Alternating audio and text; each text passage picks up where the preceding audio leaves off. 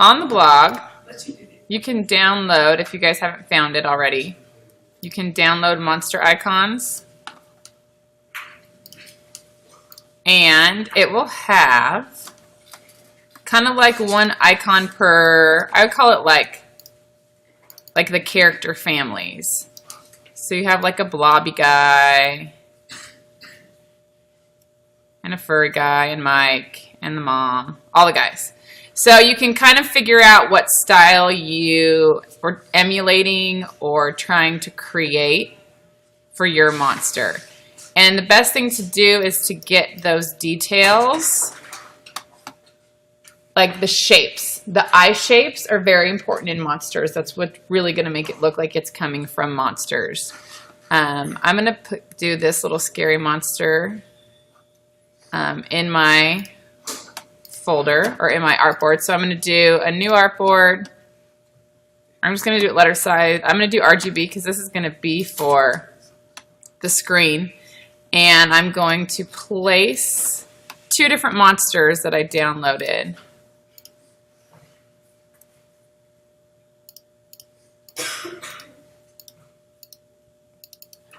There we go.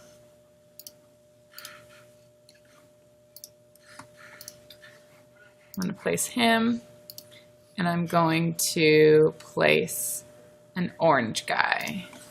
I'm going to kind of show you how I made my monster, and I'm going to show you some of the requirements I think you should use to make your monster look a little bit realistic. We are not going to be able to get it to look like this. This is done in Photoshop. They take different like texture palettes. They bring them in. They use gradient meshes. It's a very, very advanced technique in Photoshop, which I don't know. This would be more like the art and animation class that Mr. Schmidt teaches if you want to be able to make guys look a little bit more realistic than this. So I'm going to first start out with the pen tool. So most of you I've noticed, and some of it's my fault, some of it's just a learning curve, have been using the pen tool a little bit incorrectly. So most people will be like, oh, I want the shape of this guy. Click, click, click, click, click, click, click, click, click, click, click, click, click, click, click, click, click, click, click, click, a million times. Yes? Yeah. Okay. So I want to kind of think about the pen tool being less is more. I'm going to get this a little bit bigger. On my screen, it looks really big, so sometimes it's hard for me to realize it's small for you. Pen tool, click and drag the way the curve's going to go, and then you go past the curve. Click and drag. And you can adjust these little handles later to make it exactly perfect if you want, but that's good enough. Past the curve, click and drag. Past the curve, click and drag. Past the curve, you can meet up with the other guy. Click and drag. So when I was talking about having things be a lot smoother, that's how you make that happen. The one thing that's weird is I always want to click and drag to the other side, like click and go this way and then go like that, but then it makes it really loopy. You can fix that afterwards. All you have to do is just turn these handles. So after you do stuff, say you want to change the angle of something, you just take the white arrow and you can kind of change the angle of stuff. So that's the body. I'm going to have you apply a gradient to the body. One thing that I don't want at all is an outline on anything. So to create this little monster to look a little bit more realistic in the style that we're going for, there's not going to be a stroke on anything. And they're in the, sometimes when your toolbar is kind of messy like this, what you can do is go to Workspace Essentials and it'll clean it up. In the swatches palette, in this little, I guess, swatches folder, they have gradients for you. And brights is a really great one to use because it's very subtle. And you can pick one of these colors that you like. And then you go to this gradient toolbar palette thing. That's probably a really weird thing to call it. And pick radial. Then decide where the eye is going to be. And here's another gradient tool. And if you click on this part right here, you can kind of drag where that center is going to go. So that's where I'm going to put the eye, and that makes him look a little bit more round. It just works well. So then drag that up where your eye is. If you already have your shape made, that's great. You just select it, go to here, get the gradient, and add it. Let's talk about the eye. So the eyes, everything that we're going to be kind of doing is working with shapes, the pen tool, and the white selection tool to alter things, as well as Pathfinder. So we talked about how Mike's eye is oval, but it's almond-shaped oval. It's pointy on the sides. So I can put this eye in there, and that still looks like a monster. That would be good. But if we really want to make it specific, we can go to the pen tool. We can go to Convert Anchor Point tool. And that Convert Anchor Point tool is going to basically add or delete the handles on an anchor point. Right now, none of these all of these anchor points have handles because they're curves. So if you want to make it not curve, you can click on that anchor point, and it's going to give you that eye. Maybe we want to drag it out a little bit more. So now you have like an almond-shaped eye. Then you can make a circle for the iris. I'd also use one of these brights for that eye. It's going to make it look a little bit more realistic. And then you can make a circle for the pupil, and you'll make that black. No stroke on that again. I'm going to go ahead and just line these up. I'm going to make sure that it's to my selection. I'm going to line it up, and I'm going to line it up. Another thing you want to do is add little highlights. So I'm going to do a small circle that's kind of over the iris and the pupil, and then another small circle that's just in the pupil. And I'm going to make those white. So I'm holding down Shift to select the two. They're close together, so it's a little bit hard. Make sure that the color I want to change is on top. I'm going to go to white, and I am going to go to my transparency, and I'm going to make that 50% transparent. So that's going to give me a little highlight in the eye to start making this eye look a little bit more realistic. So that's one requirement that you need to have, is a highlight in the eye. So far, everyone's thing is going to have no stroke on it anywhere, and you need to have a little highlight in the eye. The next thing that I did is I wanted to get the arms, and I used this guy for the arms. So I went to my pen tool again, and I started up here because I want the arms to be able to look like they're attached to the body, so I need to have a little bit of like a curve coming out, like a fake monster shoulder, I guess. Again, with this pen tool, I'm going to go past the curve and drag, past the curve and drag, past the curve and drag, and past the curve and drag. I want everything to be closed, because if I close it, I can make sure that I can fill it in, and it's just a better shape to work with. So I'm going to add this here. I'm going to make it a little bit bigger. I'm going to move this purple monster out of my way now, because I don't really need to see him. And I'm going to just put an outline. I'm just making this color so I can kind of see where I'm at. You can even put it here for now, which is good. No stroke. Give you kind of an idea. I want to make sure that there's no little bumps sticking out. So I'm going to take the white arrow and move that in. Move this in a little bit. And looks good to me. I'm going to, there's no point in doing work again. I'm going to select it. I'm going to copy it, paste it, right click, or transform, reflect. I'm going to preview to make sure it's doing what I want. Vertically on the other way, yes. I'm going to go put it on the other side. If I want to make sure that it's perfect, I can align it. Then I'm going to select all three pieces, and I want to make it one body. So that's where I'm going to use my Pathfinder. I'm going to go to Pathfinder under Window, and I'm going to select this shape mode, and it's going to make it one shape. I need to redo my gradient then, because then it kind of starts over.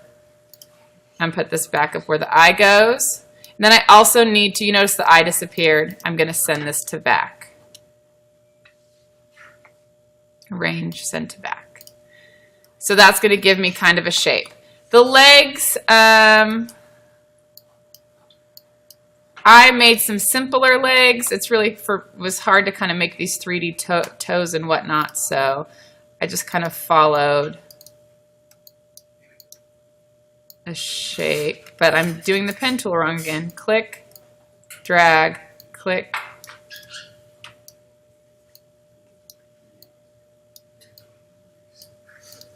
And I don't even think that it's still a little, it's not very smooth. So a better way to even do that, you could do a circle, you could do a rectangle, align the two. I really want to make sure that they're similar sizes. Pretty close, let's see.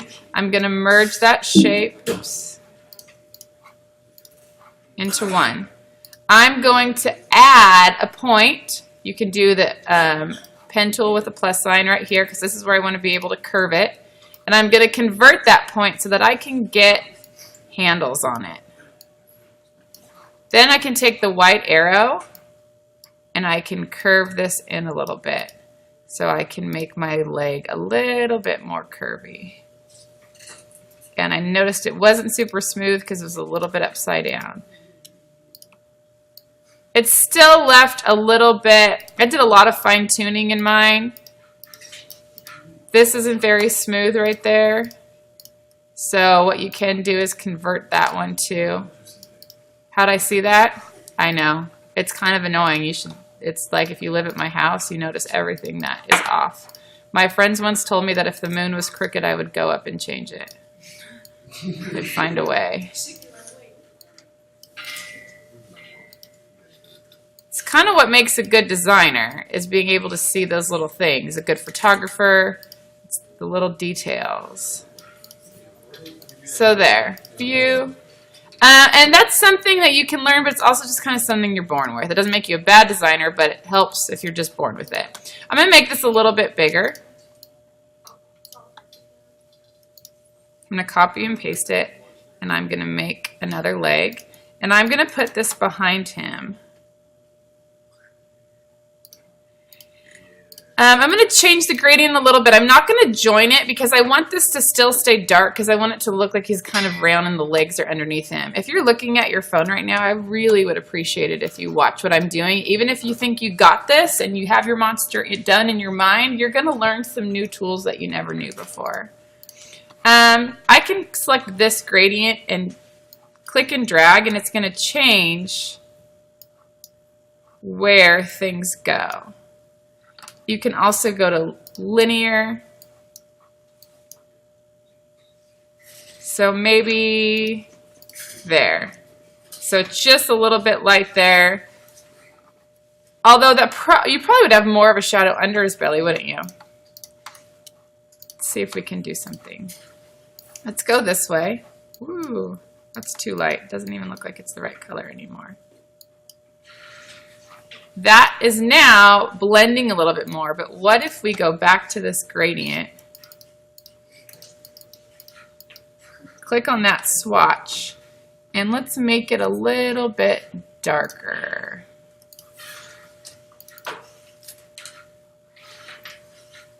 I'm going to go to CMYK because then I know I can just add black there. It's easier for me in my brain. So then that's a little bit darker so you can see that there's a shadow from his belly under his legs. Does that kind of make sense? Okay. So there he is. So I had some stripes on his arm and I had a little shadow right here. So let's do a little shadow right there. I like to copy and paste, and I'm going to paste it again. And I'm focusing on this area right here. So I'm just going to kind of overlap these guys, and I'll show you how this works. If I have both selected and I go over to my Pathfinder, I can divide it. Then with the white arrow, I can just start deleting things. It kind of puts it in pieces. Not cheating. And I want to be able to put this kind of right there to make a little bit of an accent. I need to make it darker. I'm going to click here to change it. And I'm going to click down a little bit. So I can kind of give a shadow like it's under the arm. If you don't want it under the arm, a tool you can use is under the eraser. There's something called a knife tool.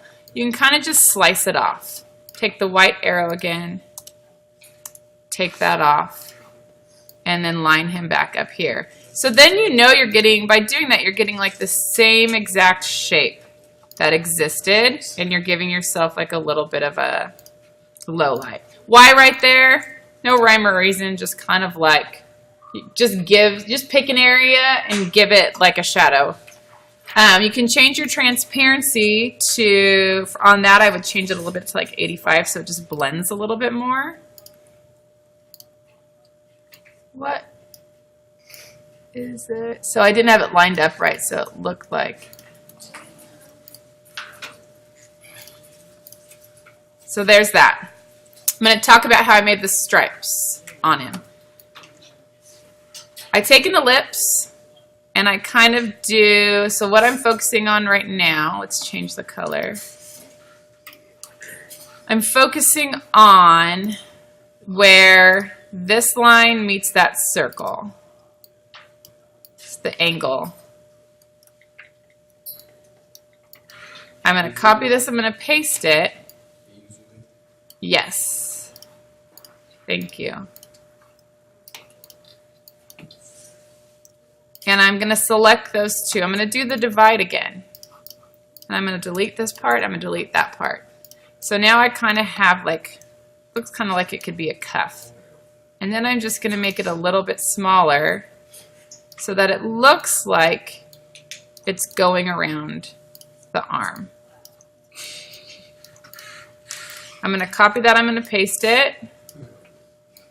Curve it maybe a little bit because his arm is starting to curve a little bit.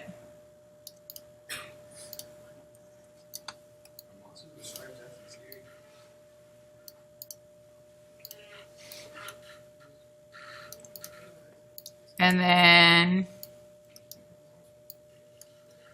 I'll do one more.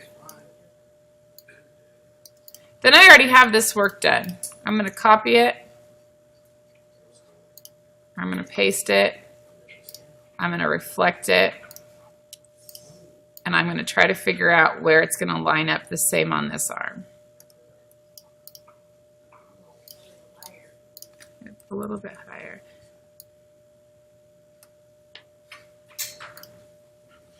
There you go. I also, that is not lined up, put a little band around the legs because it helped, see view, fit all in window. A lot of times when you do stripes, what people end up doing, I don't really like how this is looking. I'm going to take that off. A lot of times when you do stripes, people will just take the pen tool and go stripe, stripe, stripe, stripe, stripe.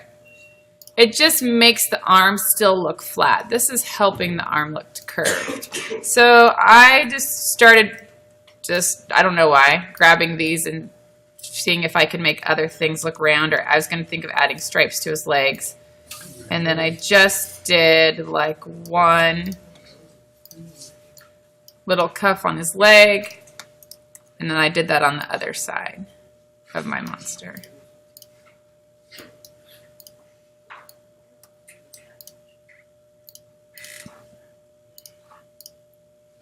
So there's that. View, fit, all in window.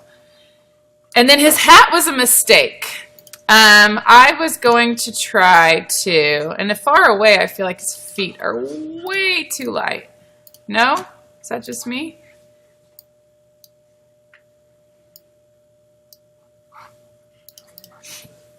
The hat was a mistake.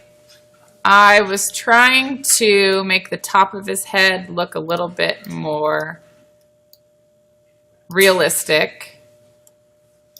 And I'm not even quite sure anymore how I made it. I think I had two circles going on.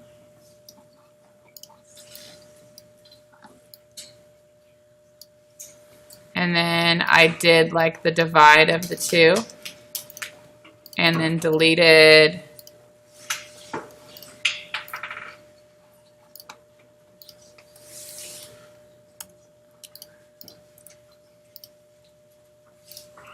I didn't do that well. Well, I just want to show you how I put the M on. So let's just put the M on his body. I don't want to take up too much more time. So this is one thing you can live trace. So I found a Monsters logo and I placed it. And I found one that was black and white just because it was a lot easier to live. Well, I lied, it's not black and white, but it had a white background and it was big. And it was just pretty clean. It didn't have a lot of other detail on it. So this is one that you can live trace because you want the exact logo. So you can live trace this. And I was looking to get this to be the most, that one's a little bit round, but that eye's pretty good. I ended up using lettering. And then I expanded it so that I could delete the parts out that I didn't want. And then you can take this, turn it whatever color, or you could put it on him like he's wearing if you had made a little shirt or something. On the hat, how I did it, because it was, I'm just going to open my hat really quick so that I have it. So this hat that I made, so let's take view, the all-in window.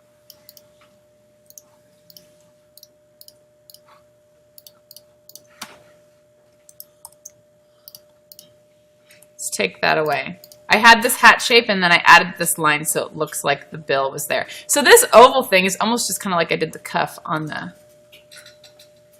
wrist, if you look at that, and then I just added another oval where that got cut out of. But to make the M on the hat,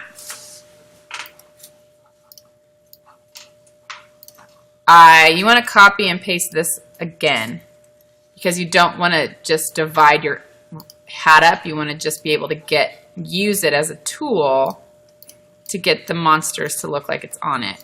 So I took this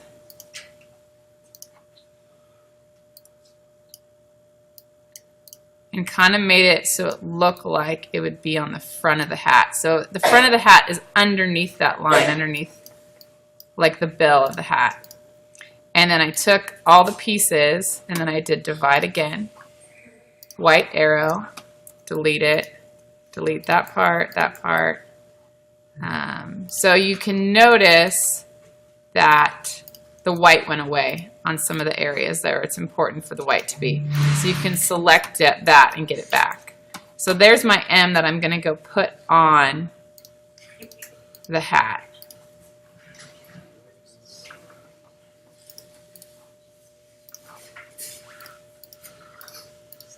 And then I'm going to show you one last thing, how to make a little shadow.